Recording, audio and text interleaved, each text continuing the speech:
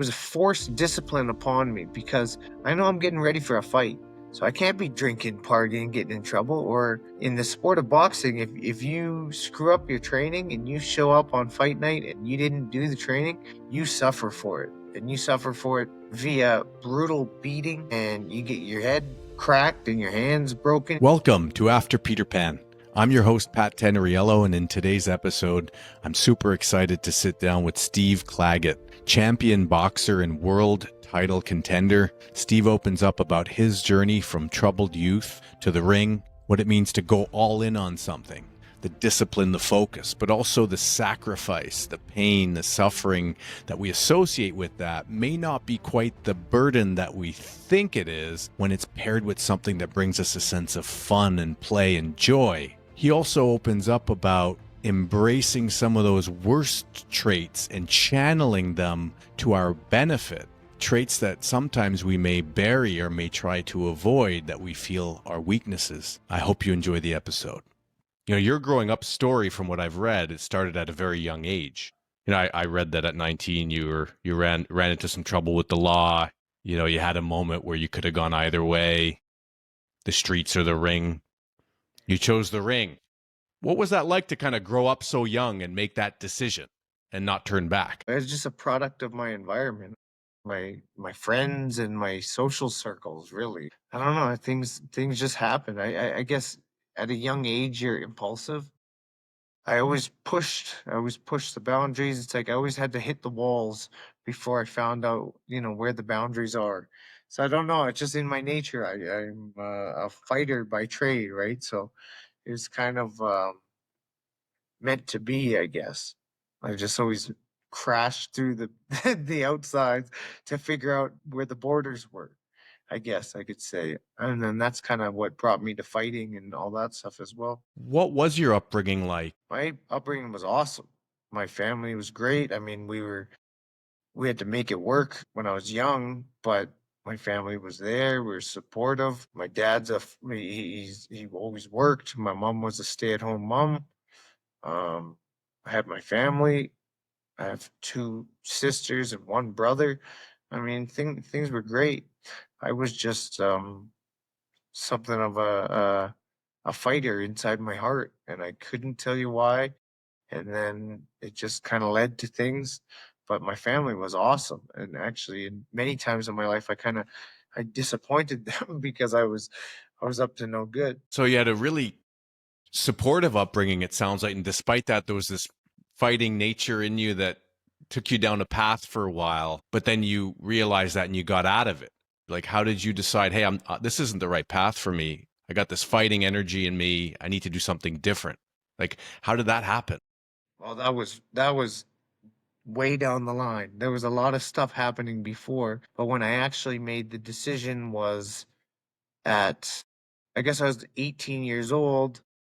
I was in a bad way with my family, and I had left my house, and I was living with my friends, and we were drinking, partying, fighting, just everything. And I remember getting in trouble a couple times with the law. I got arrested, some stuff happened. And I remember sitting with my friend and talking about how I got to make it different. I got to make a change here because I got picked up twice this week. That's not, this is going a bad way. And then I had already been an amateur boxer, so I I don't know. It was there. It was already an offer to go professional, and I just decided in the midst of the chaos, I was like, I need to do something so I don't get in serious trouble. I was headed bad. I was headed down a bad way, and then I had my outlet. I had my boxing, which I had already been doing since I was a kid, but I just put everything into it. And so that was like the answer for me. And I was able to vent my aggression, vent my pain, vent my problems, just put it all into, I guess, something positive because boxing is like a channel, an outlet. It turned into a job and a career. And I mean, it was something that I just did it was an outlet. And then at one point it became my answer, which was very interesting. And I couldn't tell you exactly how or why, but I just know what I was doing. I was getting in trouble, and then instead of getting in trouble, I put all that energy into training. into getting ready for the fight. When you have the outcome, you have the goal. It really helps you because it gives you a channel. It gives you a focal point. It's very good. It's a good way to use your energy. So that's pretty much what I found. I found a way to channel my energy into something that was a positive for my life. And through that process, I've never really hit like a rock bottom, but when I did have like a turning point to kind of reinvent myself, I had to let some pieces of me die. Like that's what it felt like. It really felt like I was letting some things go. In your turnover and in the changes that you made, can you relate to that feeling of letting something die? What did you feel you had to let go of to do that, to make that change? The For me at that point, when I had to let go, it wasn't so much letting go, it was just discipline. It was a forced discipline upon me because I know I'm getting ready for a fight. So I can't be drinking, partying, getting in trouble. Or in the sport of boxing, if you screw up your training and you show up on fight night and you didn't do the training, you suffer for it. And you suffer for it via brutal beating, and you get your head cracked and your hands broken and your nose, but like the physical pain is, I guess, what steered. It's like you better be in shape for the fight. You don't want to show up halfway or kind of in shape. So the severity of the failure in boxing forced me to be on track because I know both sides of the coin. I know what it's like to win, I know what it's like to lose. And when you're going into something with such a huge painful loss, you show up correct because you better. The severity of the what would have been if I was to fail, it kept me straight on a straight path because I know I'm not messing around because I don't want to feel that. I don't want to go through that. I've been there before. I know how it feels to lose everything. And at that point, I thought I knew. But later in life, I've really figured out more. But I guess the severity of the failure forced me to be on a straight line and a good path. That's really interesting. Did you learn that the hard way? Did you take a beating from a lack of preparation or a lack of discipline, or did you know that those would be the consequences? I knew, because I always kind of, because boxing was my vent, my outlet, I loved to train. It was always something that I did. So I was always in good shape, especially for fight time. But there's many pieces to the puzzle, right? That it's not just being in good shape physically. There's a whole bunch to it. But I never really, it wasn't like I showed up out of shape. I was always in good shape.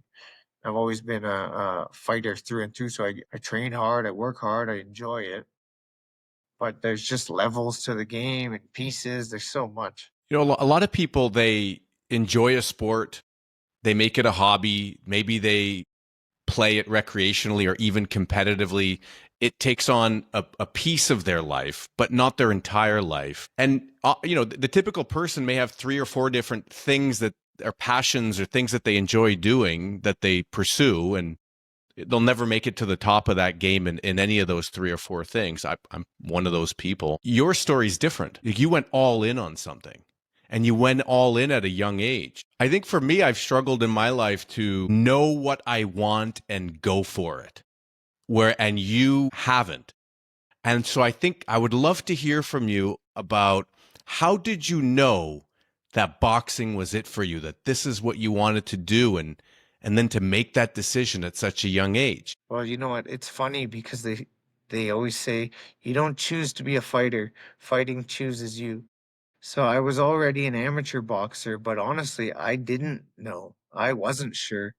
I just kind of fought because it was an answer for a lot of problems and a lot of things, and it gave me my outlet.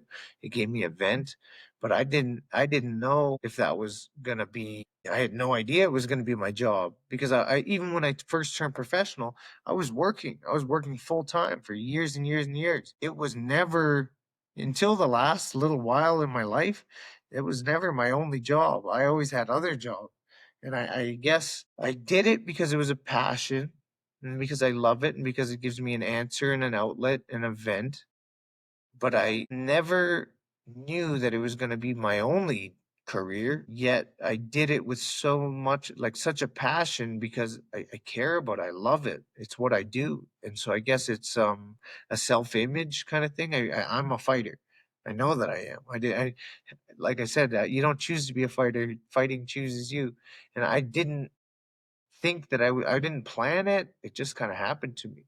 So I guess my decision was made for me just through my life and what happened. And I woke up one day and I've been doing it for, as many years as I've been doing it.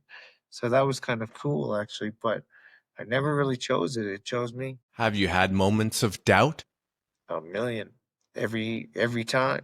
You always get it. And I think that's also part of being a fighter because of the nature of the business. You have to go up against somebody. There's the win or lose, success or failure. There's no middle ground. Like you can have a tie, but that's very rare. And even then, that's a failure because you didn't win. So it's expectations. It's an inward journey. You work on yourself. It's such an entangled thing. Like there's so many pieces to it. But I guess that if you can just stay positive, focus on what you're doing day to day, that's the answer. If you get better, you'll be better. And I think that that was a place where I found peace in myself because I love to train. I love to be in the gym. I love to improve. And so I just stayed focused on that. And then the other stuff started to come together because my focal point was inwards. And I knew that the progress, I'm making progress, I'm getting better, I'm improving. Whenever it comes around, we always said that about fighting as well. Whenever the fight happens, if you get better, you'll be better. So just keep on improving. And that was something that I learned through hard times in boxing, not having stability. And it gave me this consistent kind of work rate and this big picture kind of perspective. I don't know. I guess I'm a product of my environment again. And when you started off, you were pretty solo from what I've read. And then at some point, you decided to ask for help and to get trained by Mike Moffa. So asking for help means having to put your ego aside. And as a fighter, I'm assuming ego is an important piece. So Yeah. what was that like? How were you able to do that? Put your ego aside? Well, that was much later in the career. When I started working with Mike, believe that's 10 or 11 fights ago. But I got 50 fights. So my whole young life, I had a trainer at the very beginning. I had a great trainer, my original trainer at the beginning of my career. And then I had moved to Vegas and I had a different trainer for a little bit. It just I don't know. It's been a long ride. But when I went to Montreal and I started working with Mike Moffa, it was because during that time I was in between gyms, which led me to be without a trainer in Calgary here. And I fought against Matthew Germain, and Mike Moffa was his trainer. And Matthew beat me he beat me via decision. And after the fight, I really wanted to know what was the strategy. How did he beat me? How this I believe that I could have got it done, but they had a strategy, they had a plan. I was in great shape, but they were doing things strategic. They were doing things in the fight that was catered to my style to shut me down, to neutralize my strengths. These things, it was very strategic. It was good. And so I kind of had to swallow my pride there. And I went over there and I was like, Mike, can you show me? Just teach me. I want to work with him. And he had invited me to come out there and train. He even said to me, if we don't work well together, I'll find you another trainer. But it was kind of like, you don't want to waste your talent just being with no trainer, just doing whatever.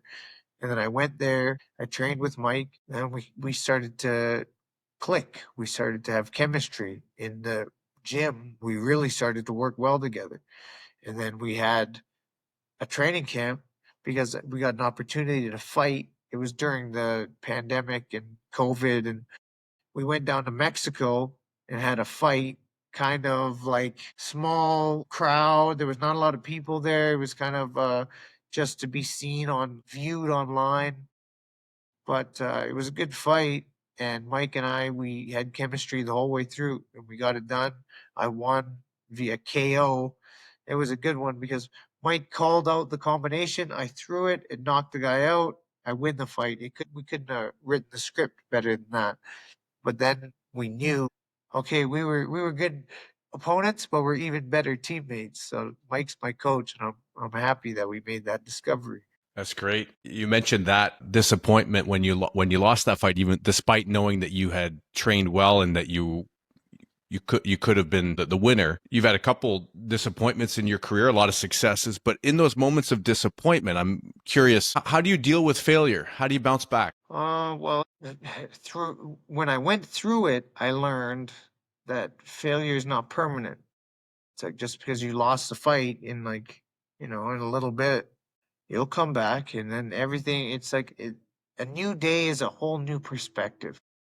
And then I had some experiences in my life that taught me that when I was very injured after a fight, that was a tough lesson because then I thought everything had changed. But I guess being conscious of the fact that tomorrow's a new day and today isn't forever, that's something that's got me through the hard times and given me strength that I'm able to endure because tomorrow it's going to be okay. It's going to be worth it. Just push through. And there's been times in training camps when I thought, no way, it's going to be worth it. This is not. It doesn't matter what it is on the other side. It's not going to be worth it.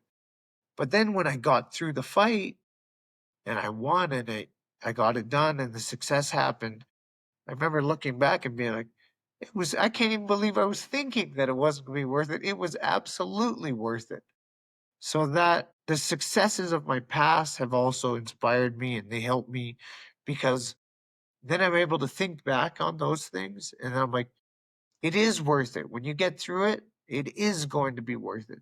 Despite the hardships you're going through, your current state, tomorrow's a new day and your perspective can be absolutely obliterated today. But tomorrow something great could happen and everything can change. And your perspective, as long as you can keep that in mind, the fact that it's not permanent. Today's feelings aren't tomorrow's. So this has given me strength in a lot of places that just the foresight, the ability to think about, okay, where we are right now is not forever. Yeah. On the flip side, you've had a lot of successes too. You've been compared to Rocky a few times from what I've read. You've won some big fights. You know, that kind of stuff can go to your head. You've won a lot of championships. How do you stay humble? How do you stay grounded? Because I don't know a lot about boxing, man, but I've seen some movies and oftentimes when you get to the top, that's where you might get corrupted. That's where you might lose sight of who you are.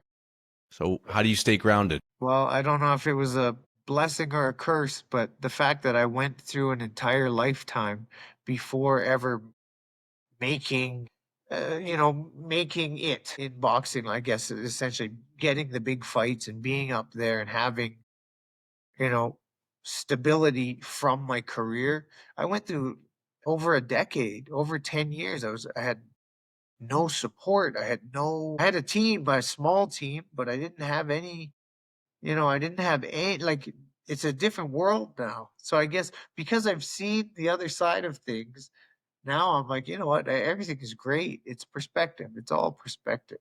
And I'm just able to, because I've seen that, I've seen when you have nothing, when you don't have no support at all. In boxing, they call it the loneliest sport in the world. And it is often because you're the only one who goes in the ring. And sometimes you're the only one who cares about whether or not you win. Usually you hope you have a team because when that happens, it gives you moral support. You can go further. But I've been there where I had my friend in the corner. He was my trainer, but I trained myself and I went all against, I was going up against a team, an opposition, a guy with a coach and all this stuff, but I didn't have anyone. So they say it's the loneliest sport on earth. It is. But to the other side of that, inside the ring, there's only two of us.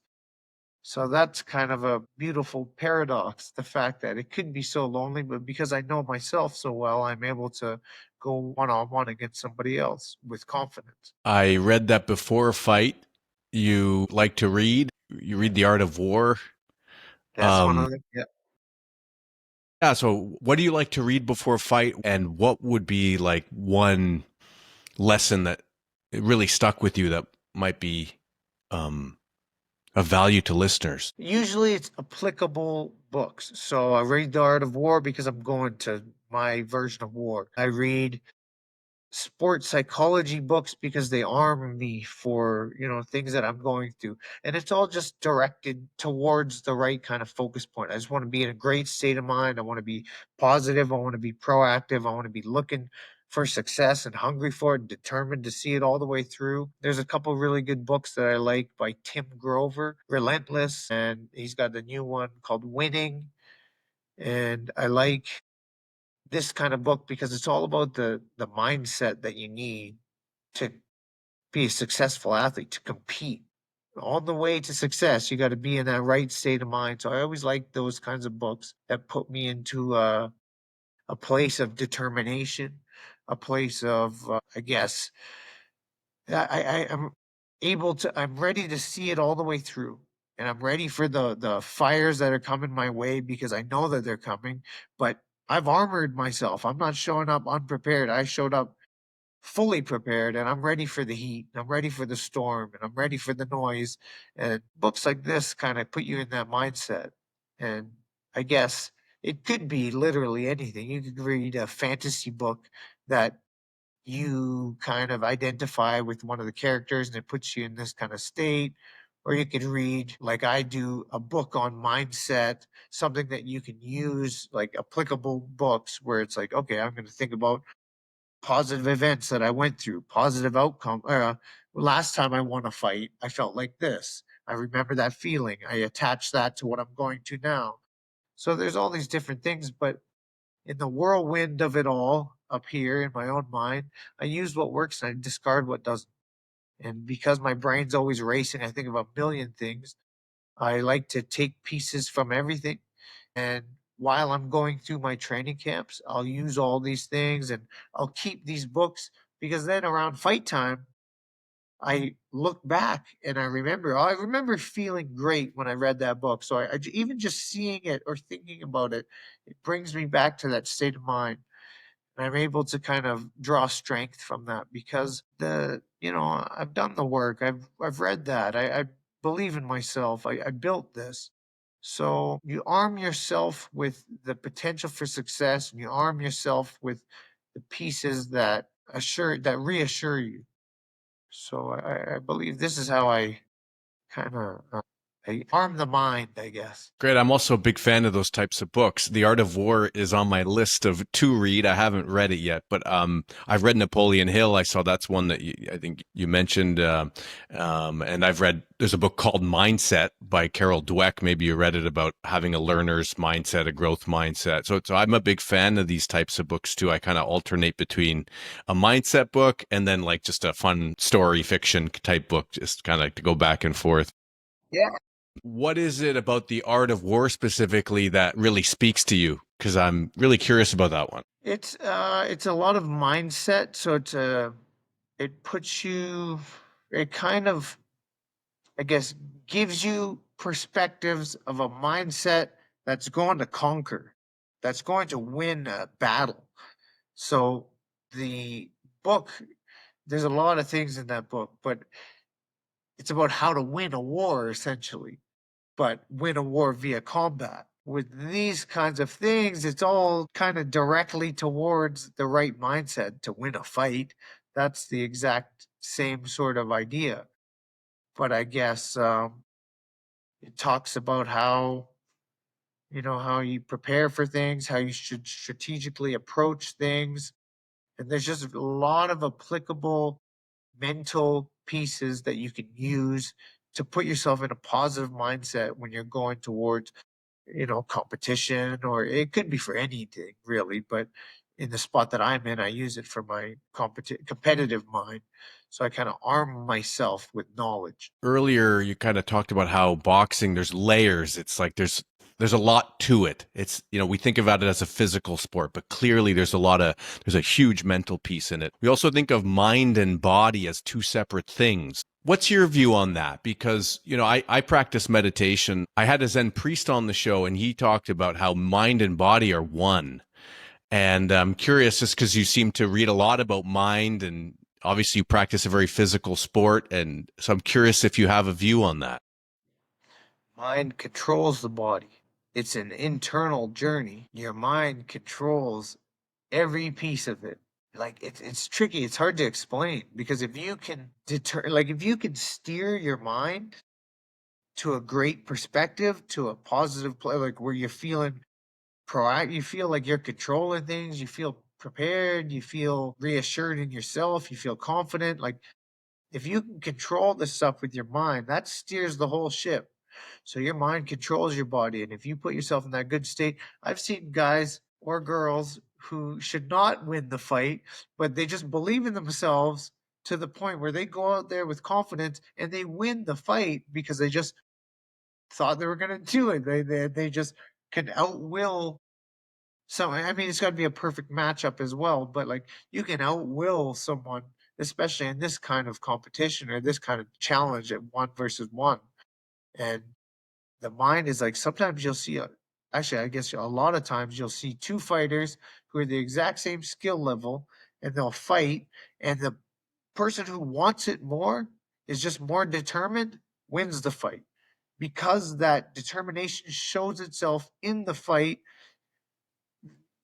just because they dig down more or they thought of something that would work strategically. So mind controls the body and it'll see you through everything. I mean, if your connection with your mind is good, it helps with all aspects of life, but definitely for athletes too. That fire that will push someone over the edge when the two competitors are roughly equal. You've been at this for a while. Like, how do you keep that fire going? Do you set goals for yourself? Like, do you have a goal in your mind that once you get there, it's like, okay, I'm done? Or like, how do you keep that hunger? That one's my internal struggle. That's my fighter. I don't know if that'll ever go away. Honestly, it's still louder. It's louder than ever right now. So I don't know, but it's hard to explain because you have this internal conflict that expresses itself through training and competing, but the entire thing's inwards. So this fighter that I have inside my heart, I didn't choose to have. I just have it, and it's still as loud. It's louder now than ever before. So Why is that? Do you have any idea why it's louder now than ever before? I guess because I've seen the potential for what it could do, and I still haven't yet achieved the things that I want to achieve. So, and because I haven't truly expressed everything yet. Because I have more than I've shown, and until I get that full expression, I don't know. And even when I get that full expression, maybe that is the snowball, and then it starts to go even more from there. But my fight is internal. My fight, my reason, I guess, is internal, and I love it. I don't see myself ever stopping. But I know, you have to at some point. But I don't know yet. At this point in time, I feel great. I feel healthy. I feel more motivated than ever. I'm enjoying it more than ever. I love my job. I get to I used to have to pay to box. Now I get paid to box. This is like the best time of my life. So I guess that perspective is nice too. And the fact that I went through so much to get to this point where I could just be a fighter is also kind of inspiring and encouraging because it's time now. I feel like I'm picking up speed, really. That's a great way to look at it, right? To be able to get paid to do what you love. You human beings, where play is important, fun is important. You need to love what you do is to have fun at it. I mean, not every moment of every day, because like sometimes just staying disciplined and getting up at whatever time you get up to train and not being in the mood to do it, like that will happen. And despite that, you need to rise above it. What you decide to do, you need to have that sense of play and that sense of fun. And after all these years, you sound like you still have that. So that's great. Do you think there could ever come a day where it won't be fun anymore, or you want to do something Um, else? well, my transition will be the day that I feel like it's time to teach. When I will like show you know, I'll teach other people how to do this. I'll show other fighters how to control this or get ready for this. I think that'll be my transition because I found something that I really love and I'm lucky for that. I found my boxing, I found my fighting specific to the hands, which I don't know, but that was just that called me. And then when I decide to move on, I'm sure I'll teach because I used to teach for years and years and I loved it. And I actually enjoy it. I enjoy the changes that you can create in another person to better their life, which is really cool. So at that point, that's how I'll pass it on. But for now, I'm going strong. I feel great, and I'm happy for that. I'm very grateful for that too. So coming back to that loud, that thing that's never, it's as loud as it's ever been inside of you. If you were to name that as an emotion, what would the emotion be? It's like golden fire. It's like an internal light of something that explodes. I couldn't tell you. I wouldn't have a name for it, but that's the image that I get. I'm kind of a visual guy. I just some sort of fire inside. I think it's like that's what it is. It's an internal fire. Is it anger? No, because that was one I was always that one was always weird for me because usually when people fight, they're mad at each other.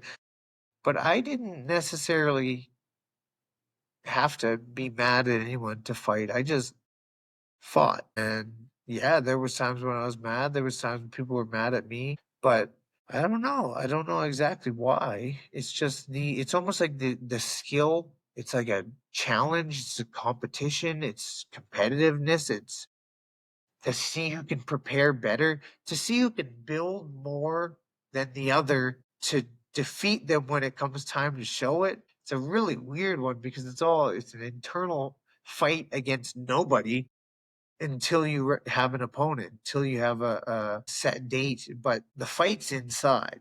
It's an internal job. So I think that one is that's where my fighter comes from because I got something in the heart that just loves it and wants to express, and it's still feeling the need to express right now. Like I feel like I haven't done anything yet. So that's kind of cool. Do you ever feel fear? And how do you deal with that if you do? I feel fear. Absolutely, I feel fear. I have been the most terrified I could ever explain. But weirdly enough, it's not about the fight. I don't feel the fear to like fight and get hit and hurt. I feel the fear of failure. I feel the fear of letting down expectations of myself and others, not achieving the goal. The fear is different because it's an internal fear, despite the fact that it's a job or it's like a fight and everybody's watching and there's all this stuff, but that's where you're against yourself. That's a lot of fighters say that you're against yourself. So the fear is inwards as well. And that one's, I guess, because my inspiration comes from within, my fear is also directed within. And so that's my perspective. I need to do something. I'm terrified to fail. But that's also the fight. That's the paradox that is a fighter, I guess. And the fear is not about so much, oh, that hurts. The fear is about not getting it done, not achieving your goals, not achieving your dreams. So it's a weird one because there's not an exact answer, but that's the fighter, right? That's my fighter inside. I feel a lot of fear for sure. And nowadays I know how to use it.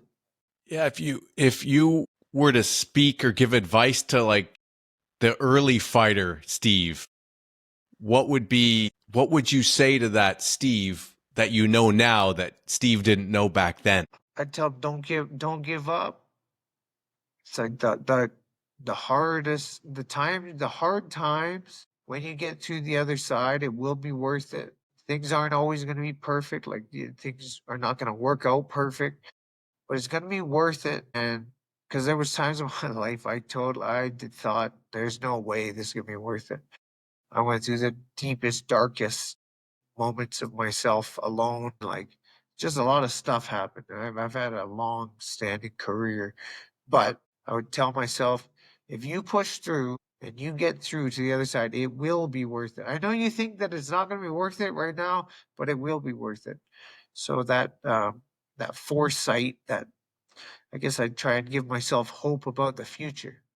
Sounds like you you have had to sacrifice a lot, but that you look back and it's been well worth it for you. And if you had to do it over again, you certainly would sacrifice. Like in your personal life, I don't know how old you are, but are you married? Do you have kids? Is this something you've had to postpone or delay while to focus on your career? Yeah, I'm 36 and I have put my whole life on hold for this dream of mine.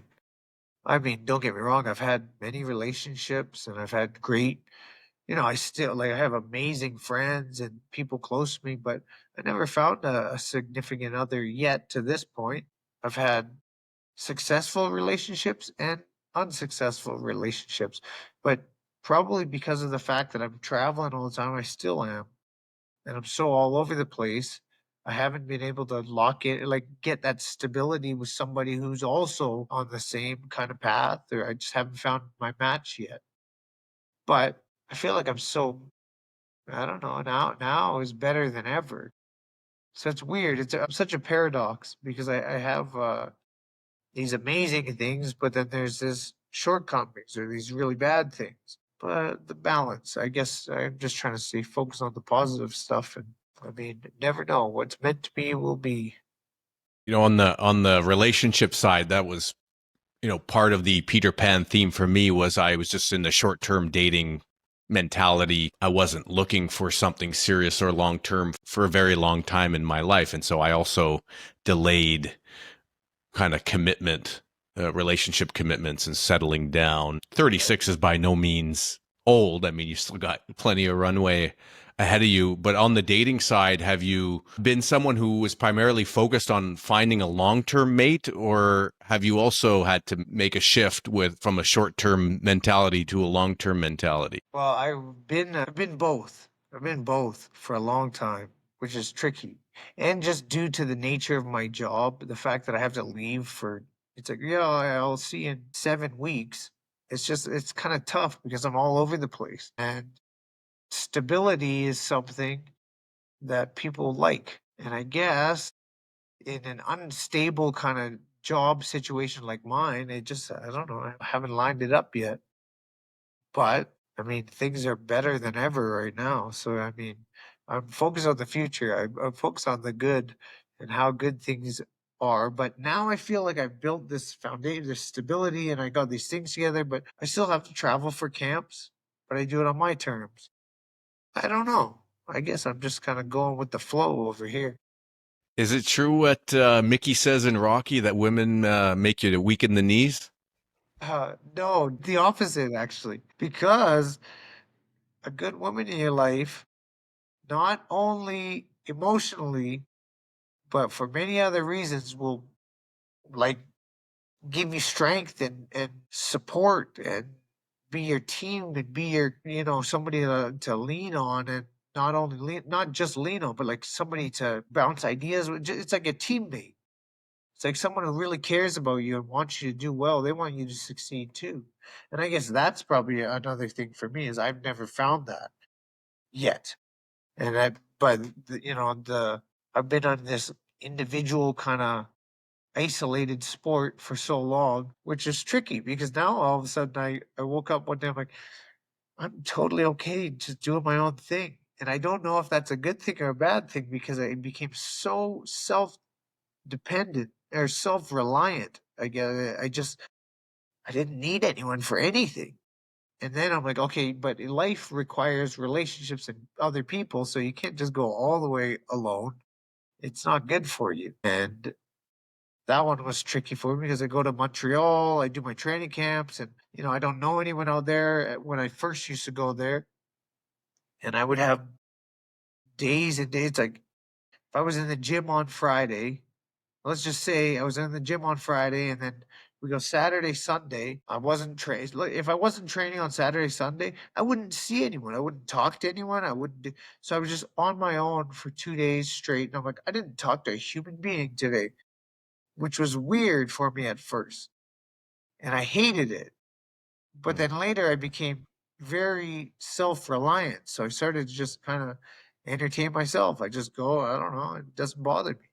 And then I got to the point where I had this self-dependence where I'm like, I don't know, man, it could be good or bad, but I feel better than ever because I have this just stability in myself. And that was a good piece. That was a good answer for me. Stability in myself. I think that's a really important point you made about how a partner can really actually enhance and help and be that person in your corner and we need that. We need that person. You know, I used to think this. I used to think I have all these things I want to accomplish in my life and I need to accomplish them before I can settle down, because when I settle down, I won't have free time. I won't have the time to do these things, right? Like for me, that would be, you know, maybe start a company. I always had this entrepreneurial drive to start a company or to make a lot of money or that sort of thing. And so I was like, I was putting off a serious relationship, but I struggled with discipline. I had a lack of discipline. I think a lot of people struggle with that. And when I met my wife, all of a sudden I wasn't just living for myself. Now all of a sudden I had another human that my actions affected. So now Right. it's easier to care for someone else and to care for yourself. And so knowing that my actions and my behaviors and my decisions affected my wife and now my son, it gives me a strength. It gives me a superpower to walk the line, to walk the straight and narrow, to make the right choices, to be more disciplined. And so I think that point you made is so important. It's a purpose. It's a reason to live. It's a reason, a reason for your life. And that those often come from relationships. And when you have someone that's counting on you, or someone who's like looking up to you, or someone who trusts in you, or somebody who needs you, like this is like the reason for humanity. This is the reason that we're here to lean on each other. We're social creatures, so we need that. And that's it's a beautiful purpose, and feel like that gives great meaning to everyday life. It's like I would go get the groceries. But if I'm going to get the groceries for my kids, I'd feel a little bit better about it. You know what I mean? It's like a reason, a purpose. And that one's an internal thing, because I guess it could go either. Some people don't have that perspective, despite the fact that they do have that situation. Some people, like myself, I'm in a spot where I don't have that situation, but I love to help people. I love to do good things. I like to just put it out there. Just maybe that was how I found my balance, because I love to communicate and grow with people and share and empathize and be a good human in another person's life, even if that exchange was, momentary. I've had times when I sat on an airplane with someone that I had a conversation that was meaningful, that potentially changed both of our lives, myself and the person I was talking to, for the better. I realized the power that's in small interaction or little moments. It's like that's where you find the meaningful stuff as well. So that's where my perspective is. I try to find meaning in everyday life all the time. I think that brings me peace too. And it reminds me of what you said earlier about when we talked about fear, you know, you of letting people down. Like for you, maybe it's not a family or a kid, but like you have a team behind you. You have a coach. You got people who are invested in you, that believe in you. And so this idea of it's not just about you, it's about the team. Yeah. Yeah, and that sense of camaraderie, it brings you strength. It reinforces your belief in yourself. It kind of reassures you that people care about you because they are looking for the same goal that you, so that unison is also important.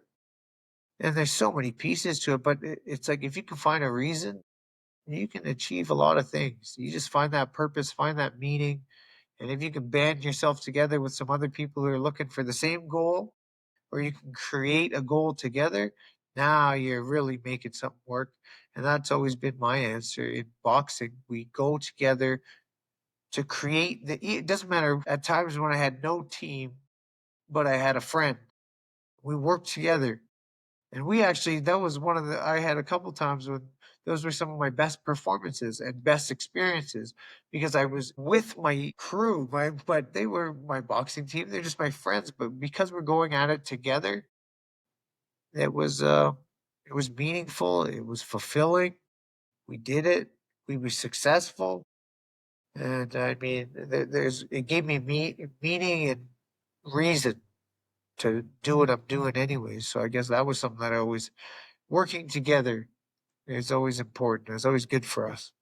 The other theme I picked up on in some of your answers is solitude, some loneliness. Like the sport in itself has some solitude. You mentioned coming to Montreal, not knowing anyone at first, traveling a lot, having to sacrifice, and you've mentioned sometimes being okay with that. Like that's actually a strength of yours that's like it's helped you. But at the same time, you've also mentioned some moments where it was difficult. I can relate to solitude. I've had moments of loneliness in my life too. For me, it manifested itself physically, like in my chest, and it would drive behaviors that I wasn't always proud of in those moments of loneliness. It took me a while to kind of identify it and to realize it was loneliness. So I've picked up on some theme of solitude and loneliness in your case, but you've portrayed it in a strength, but also in a struggle. So I'm curious, like, how loneliness has manifested itself in your life. Wow. They say boxing's the loneliest sport on earth. So it's like you're the only one who goes in the ring. Even if you have your team behind you, you're the only one who goes in there. And then me coming from a place, I'm in Calgary, Alberta, Canada. We never really had a big boxing scene. Nowadays, there's more, which is awesome. I love it here for that purpose.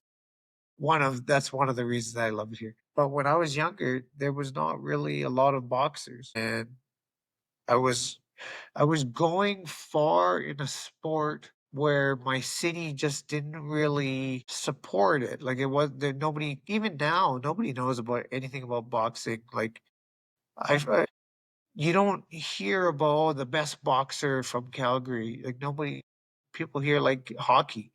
And so it's not disheartening because my journey's inwards. But I mean, it's just one of those things. You go to a place where boxing's huge, and then it's a different world. But it's just where I'm from. People does it's not big here, so that's just kind of how it is. How do you deal with fame or lack thereof? So you talk about the scene in Calgary. It's like maybe you walk out and people don't necessarily recognize you or they're focused on other sports, but maybe there are places where you go and people recognize you and some of that fame might be moments of that fame. Like Man, what's your relationship to fame? I never thought of it like I don't get that. Fame is like a weird thing. I don't know if I don't know the person and they come up to me, I love that. It's awesome. For me, that's fun. And actually for me in Montreal, it happens more than it does in Calgary.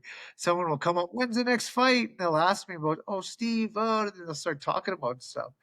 And it's fun. I like it because it's kind of acknowledgement of my efforts.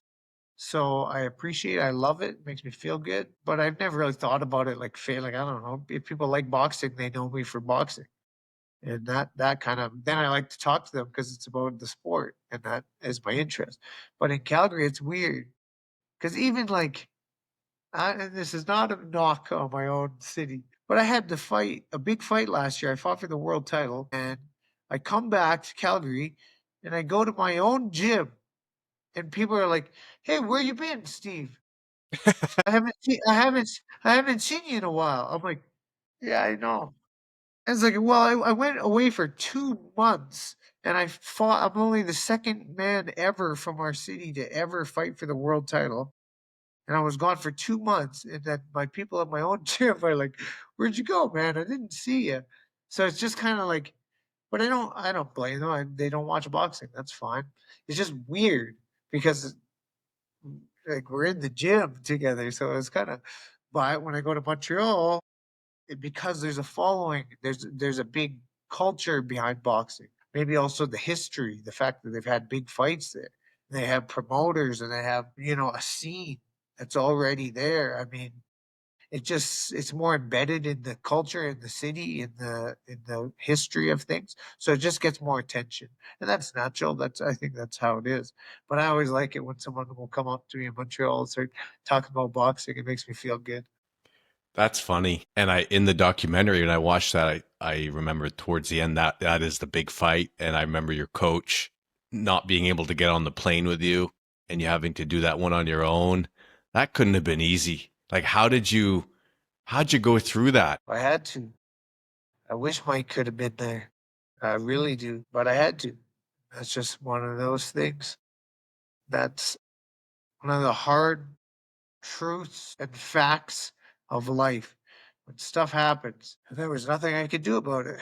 But going through the experience, now I'm like, okay, no, I can do it. So it's not about, I guess, on the other side, yeah, I could have used that. It would have been, we could have, I believe we would have got it done. If Mike was with me, we beat that guy. But it couldn't happen. So I just, it's just timing. That's just life. And when it couldn't happen, it ain't over till it's over. So I believe now it can happen, and we're gonna get it done. So Do you think you're going to get another shot? Like, is that what's next for you? Is it yeah, you hoping yeah, to get another shot with Lopez? yeah, absolutely. Well, no, I don't know if it'll be with Lopez. I gotta really earn that one, and I think he's going up in weight anyways. But I have a big fight right now that's scheduled. I'm fighting in it's August 19th or the 21st. I can't remember right off the top of my head. But it's a big, big fight against Jermaine Ortiz. It's in Orlando. A great opportunity. And I have been in camp since the last fight. And I am better than ever. And I am hungry to show. And it ain't over till it's over. So I'm ready to work hard and work better and smarter than ever before. And I believe that my chance will come because I'm not going to stop until it does. So we're just going to keep on rocking and rolling and see what we can do. But I believe I can get it done. Is the Orlando fight a title fight? At this point, no. At this point in time, no. But details, it could be for a minor title. It could be for something. It won't be for the world title, but could be for something. We'll see by the time it's fight time. I mean, that's up to the promoters and stuff, really, because the fighters, my job is to show up and fight my best. I love your attitude, and I love. You know, when I watched that documentary and I finished, I reached out to my stepbrother. I said, I love this guy because he's accomplished so much. He's gotten to the top of a sport that he's dedicated his life to, but he's so down to earth. He's so humble.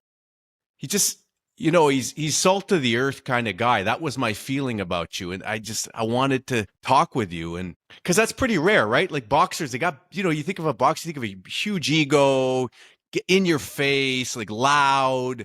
And you're not that. Like that's not my impression. And I thought that's so rare. Would you say that you're a rare breed for the sport?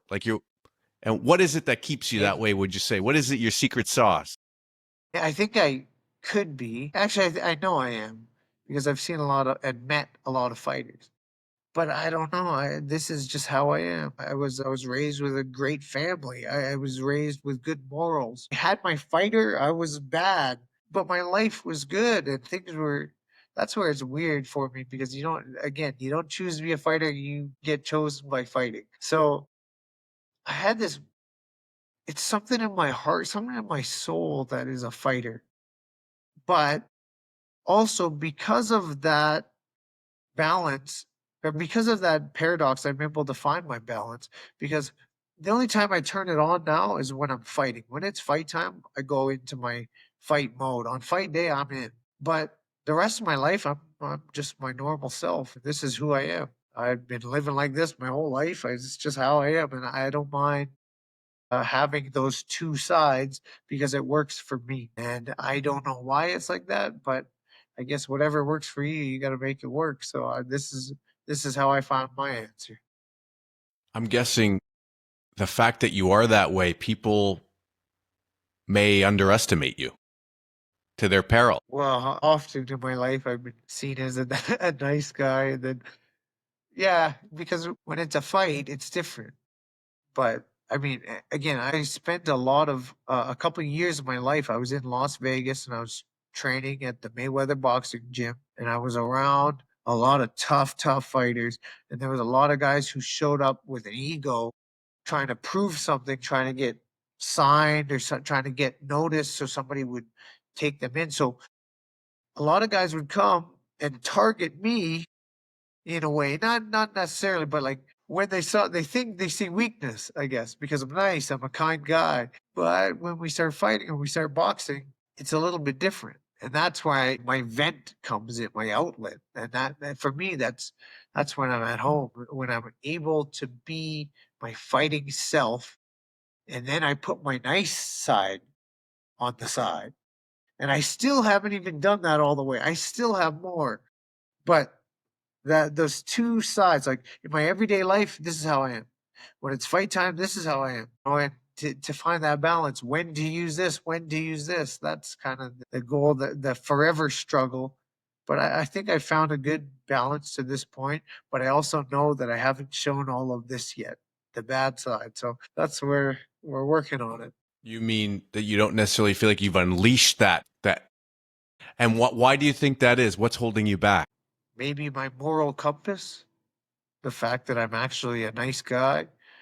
Um, I don't know because I do have I have no problem putting I have no problem putting somebody out. I have no problem at all. But I also know how damaging I can be. So it's a forever balance of struggle, trying to find balance, a struggle to try and find the balance. But you get closer to both ends simultaneously, which is really interesting. And I guess it's an internal journey. So all these things I'm working on, I find these new answers, I find these new things, and then that's the tricky part with boxing. You go through all this training and stuff, but then you have to express it on fight night when the bell rings. So another part of me for that is that I've been able to do some of my greatest stuff, but not when the bell rings, not in the moment when I need it yet. And the more I work on them, though, the better they get, the more able I'll be able to do it. So that's why the fight's never over for me because I'm not, I haven't shown it all yet. Someone who's listening to this and saying, "Man, I wish it was so obvious what I was meant to do the way that it was obvious for Steve." Right? To commit to something, to know that this is what you're meant to do. What advice would you have for that person to help them who are trying to figure it out, like figure out what it is they're meant to do? What's their purpose? Why are they here? Any advice to help them sort that out? Don't forget your worst traits. Don't forget your bad side, I guess, because sometimes that is your creative outlet for things that you're made to do or destined to do. Because a lot of times we look logically for our purpose, and a lot of our instinctive nature is really what can guide us to what we're meant to do. So for myself, logically, I'd love to help people. Logically, I like to get in shape. I like to train. I like to do great things in the gym. But instinctively, I have this fighter. That one happened to me. That's where it's like I didn't choose that. So just assess all areas of yourself, including the bad ones, because sometimes the bad can be, that can be an answer for you as well. So you really to know oneself, that's how you'll find your outlet, I guess, find your answer. I for better or worse, but you can use it either way. I like to bring the interview to a close with this question that I ask every guest on the show, which is everyone has their own growing up story. Growing up means something different to everyone. What does growing up mean to you, Steve? Growing up means the gradual understanding of myself and my effect on the world and my potential effect on the world and my responsibilities. So I guess growing up means, yeah, age means a little bit, but I feel like it's an inward journey. Growing up is understanding yourself. And I guess that's why some people are mature beyond their years, they say. But that's what I feel like. When you understand yourself, you know where you stand in the world, you know your perspective. I feel like that's growing up. And then when you know who you are, I guess you're growing. You've said this inward journey a few times in the interview. Could you elaborate? What does that mean to go on this inward journey? What does that look like for you? A venture of self-discovery. So you find the things that make you the way you are. You find the things that have brought you here. You find the things that inspire you and bring you, the ideas and potentials of the future. It's a forever process until it's not, I guess. And in practice, what does that process look like? Is this inward journey through your training and through the sport, or is it more through the reading? What is it in practice, this inward journey? Both, because the physical is one side of it, but then the mental's another. And I guess both they work together, but just being able to work inwards, I guess to look inwards, because sometimes you work inwards and you build yourself and you work on stuff and you improve. Sometimes you just got to look and kind of get a glimpse inwards and see what your makeup is, because that'll help you as well. And that's why it's an infinite process. But because of that, it's inspiring. Since it's infinite process and I can work inwards, I can forever get better. I can forever improve. And I think that's something that encourages me. So I guess be aware of the internal, work inwards as well. And then we can create our best selves and have a good idea of who we are throughout the whole process. Steve, is there anything that I didn't ask you that you wanted to make space for in this conversation that you wanted to share? We went through lots, and my racing mind took me all over. I mean, that was cool. I like to talk about this kind of stuff. And so I hope that I said something that might cause a good insight for another. Thank you very much for coming on the show. I think it was a very, very interesting, thoughtful conversation, and I appreciate your vulnerability and willingness to give us some real answers. I certainly feel inspired, and I'll be watching the next phases of your career, and I wish you nothing but success, Steve. Thank you for having me. It was awesome, and I will be in touch, so count on that, buddy. Thank you for tuning in to this week's episode of After Peter Pan. If it resonated with you, I'd love if you could leave us a like, drop us a rating. It really helps to drive new audiences to the show. Thanks again, and until next time.